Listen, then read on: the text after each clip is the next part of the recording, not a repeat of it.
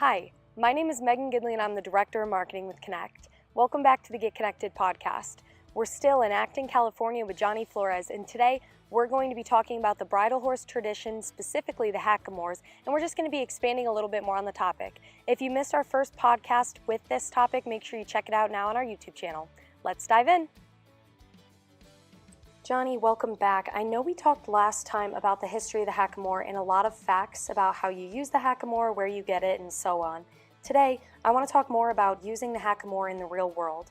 Where do you begin when you first go to use this tool?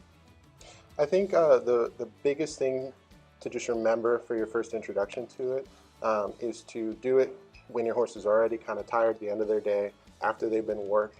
And I'm not saying, go out, lunge your horse for 2 hours, make them sweat, make them regret living. No, I just mean just kind of take the mischief out of them and make it so it's more of a cool down, and it kind of becomes a reward. There's an association like, hey, this Hackamore thing's kind of cool. I get to chill out when I wear this thing.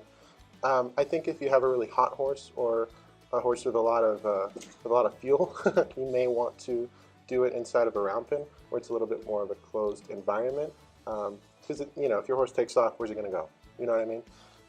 I think that there's a lot of groundwork that you can do too, like flexing on the ground a lot you can do. If you lunge the horse and kind of bump them off the Hackamore, that tends to help too. And it's just about really going slow with it, not expecting your horse to just, get up and go. Even the most broke horse in the world in a snaffle and in a curb bit will feel a Hackamore and be like, hey, what is this? Give me a second, Right. Let me process this. So I think if you do your due diligence and do it on a day where your horse is cool, calm, and collected, it should go all right. Yeah, slow introduction. Yeah. Perfect. And so how can you tell that a horse is taking to the Hackamore and starting to get used to its training technique? Well, just like with every other tool, if you administer the pressure, the horse kind of comes to. But at the same time, it's hard to answer that question in a really simple format, because some horses like the pressure that they can get away with, right? Other horses will quote unquote like pressure, but really they're just afraid of it and they're surrendering to you, and that comes off as, oh, my horse is so soft to this. So it's really difficult to know, does your horse really like this? I think if you go really slowly and kind of let your horse dictate to you where they're moving forward in their training, it'll be a little bit more apparent. And Hackamores, it's all a bluff. Like with a snaffle, you're pulling on the tongue. It's a little bit, there's more nerves there. You can yank really hard and you'll get a big reaction out of a snaffle than you will with a Hackamore. And with curb bits and leverage bits, you multiply your force. So all those things, you can kind of force a horse to do something. Whereas with a Hackamore, you could force a horse, but it'll be once or twice before the horse says, hey, screw you, dude, and he doesn't let you do it again. So I think if you're encountering a lot of problems, slow down would be my first piece of advice, and then try to reassess, try to maybe go slower. And if you're going super slow and the horse is kind of coming to, kind of learning at that point, going at their own pace, then you know that it's working. But most horses, like 99% of horses, unless they have some weird injury or past trauma, they tend to do pretty well in a Hackamore, because most horses are halter trained, and it's just so intuitive to what they know. Every horse has to walk to the paddock to get groomed, saddled, and all that. So, just going slow and making sure to always remember it trains at the rate they learn. Right, not at the rate that you want them to go. Yeah, it's not great for deadlines. Right. Perfect. Is this a piece of equipment that is difficult to use for new riders, and is it a difficult piece of equipment for experienced riders? I think it's actually more difficult for experienced riders. Really? Yeah. It's kind of funny because you're probably like, what the heck does this, what? Seems backwards to me. Yeah, and it used to seem backwards to me, but something that I've learned doing a lot more lessons lately is that it's so much easier to teach someone that knows nothing than it is to teach someone that already knows stuff.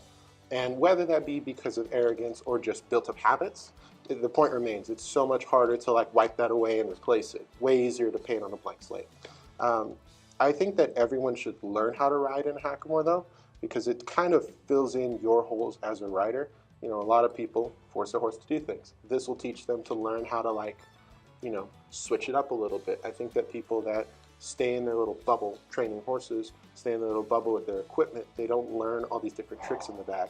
then they get a quote-unquote difficult horse, they don't know what the heck to do with it. Right. Which is why I encourage everyone to learn how to use Hackamores, why I encourage everyone to learn how to train Appaloosas, how to train Mustangs, how to train a variety of horses, so that when you encounter that one quarter horse that's just a real knothead about things, it's not that hard to like figure it out.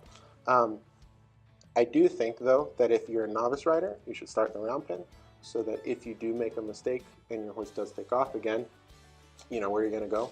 And I think if you're an experienced rider, have someone out there to watch you. It's probably the best way to create a bad habit is to ride alone. Have someone watch you, teach them what they need to yell at you, and I guarantee they'll love yelling at you. Yeah, I think, so would you say for experienced riders, kind of approach it with an open mind and don't take your habits into learning how to use a Hackamore? Would you say that that's a good approach? Yes, and there's levels to it, because a reining trainer or a cow horse trainer is going to have in their bag of tricks, their little toolbox, they're going to have so many different tricks to teach a horse how to spin and how to slide stop and how to do a rollback and how to do a lead change. They're going to have far more than the quote-unquote traditional purist vaquero kind of trainer. So, you still want to integrate those into your training, but it's sort of like there's certain parameters that you have to adhere to when working with the Hackamore, and so long as you stay within them, nothing will get messed up. Like, for example, trying to bump and release, or Don Murphy, the trainer's trainer, he taught me, you pick up the rein and you pull lightly. Once you make contact, if the horse isn't getting off the pressure, you bump him off of it. So either way, you're trying not to just directly pull and hang on that horse, because you'll teach him how strong you are and all that. But I think for really experienced riders, probably the best way to learn how to ride a Hackamore is to ride it super exaggerated. Like, for example, riding the slack is quite scary, to be frank. It's where you have to ride where you literally don't feel the horse's head, unless you're directly cueing, something that people who are used to framing up their horses are going to be like, what the heck is this? So for that, I'd say, have your reins super overly loose and ride around so that you have to pick up your arms, you look like a monkey, whatever, but you'll get comfortable with it so exaggerated that when you go back to a more a conservative approach to it, it'll be the proper approach. That makes sense. Is there anything else before we get into the tutorial in the next podcast that you want to include about the background or the usage of the Hackamore? Yeah, you're going to hear, if you dive into this vaquero tradition, you're going to hear a lot of opinions, a lot of mysticism, a lot of romanticism of all of this. And there's some history to that, but at the end of the day, a Hackamore is just another tool. It's no different than a snaffle at the end of the day. It's just a tool to get the job done, train your horse. So, one trainer told me the acronym KISS, keep it simple, stupid. Mm-hmm. So I just keep it simple, stupid. Yeah, that makes a lot of sense. Awesome. Well, thank you, Johnny. Yeah. You're so tall.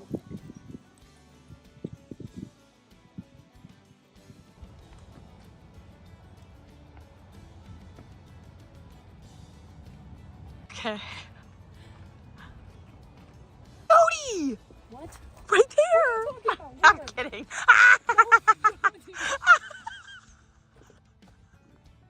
Thanks for watching another Get Connected podcast.